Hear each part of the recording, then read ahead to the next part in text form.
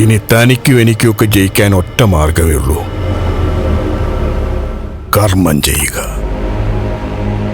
അച്ഛന് പിന്നാലെ മകന്റെയും കർമ്മം.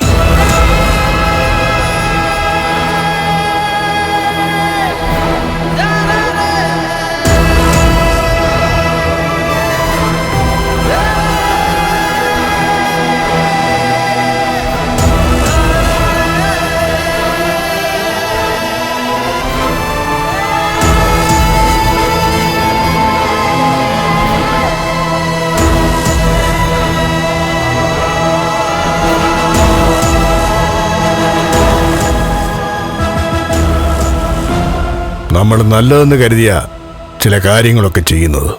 അത് പക്ഷേ നമ്മുടെ അടിവേരിളക്കുകയാണെങ്കിൽ പിന്നെ നമ്മൾ അവസാനത്തെ കളി കളിക്കേണ്ടടൂ പ്രതാപ.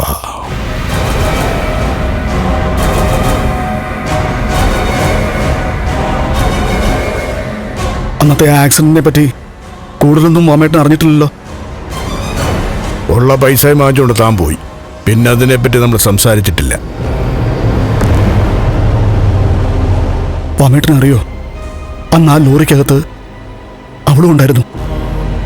എന്റേതല്ലാത്ത എന്റെ മോള് ലക്ഷ്മി, മഹാലക്ഷ്മി.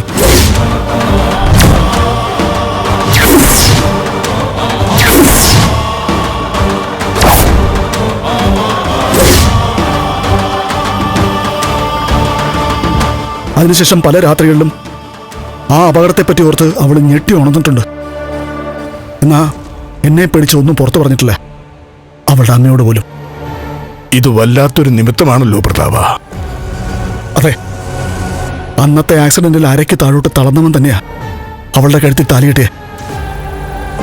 ആ താലി പെട്ടെന്ന് അടക്കാൻ വേണ്ടി തന്നെയാ പാമേട്ട അങ്ങനൊരു കല്യാണം നടന്നത്. 12ാമത്തെ വയസ്സിൽ ആയുസ് നീട്ടി കിട്ടിയവൻ 30 കഴിഞ്ഞപ്പോ അവന്റെ അച്ഛനൊപ്പം പോയി. അരയ്ക്ക് താഴെ മരിച്ചിട്ട് 10-18 വർഷമായി. ഇനി ബാക്കി ജീവനോടെ പോയി കഴിഞ്ഞാൽ പിന്നെ മഹാലക്ഷ്മിയുടെ കൂടെ കണ്ണനില്ല. അതോടെ തൻ്റെയും തൻ്റെ മോളുടെയും സങ്കടം തീരും. അതെ പാമേട്ട, അന്ന് ബൈക്കിലേക്ക് ലോറി ഓടിച്ചു കയറ്റിയത് നിങ്ങൾക്ക് വേണ്ടിയായിരുന്നു, അതിലുപരി പണത്തിന് വേണ്ടിയായിരുന്നു. എന്നാൽ ഇന്ന് എന്റെയും എൻ്റെ മോളുടെയും നിലനിൽപ്പിന് വേണ്ടിയിട്ടാ ഞാനത് ചെയ്യാൻ പോകുന്നത്.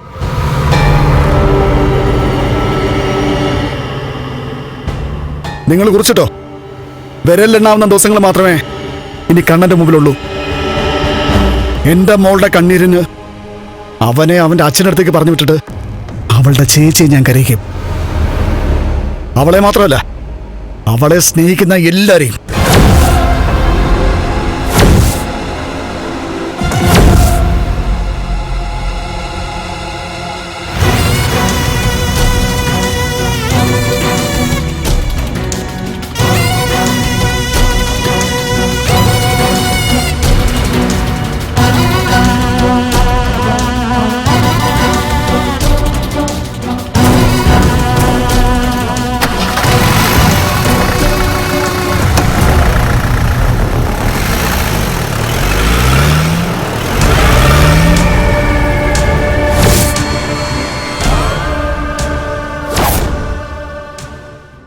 ഫ്ലവേഴ്സ് സ്മാർട്ട് ഷോ ശനി ഞായർ ദിവസങ്ങളിൽ രാത്രി 9:30 ഫ്ലവേഴ്സിൽ.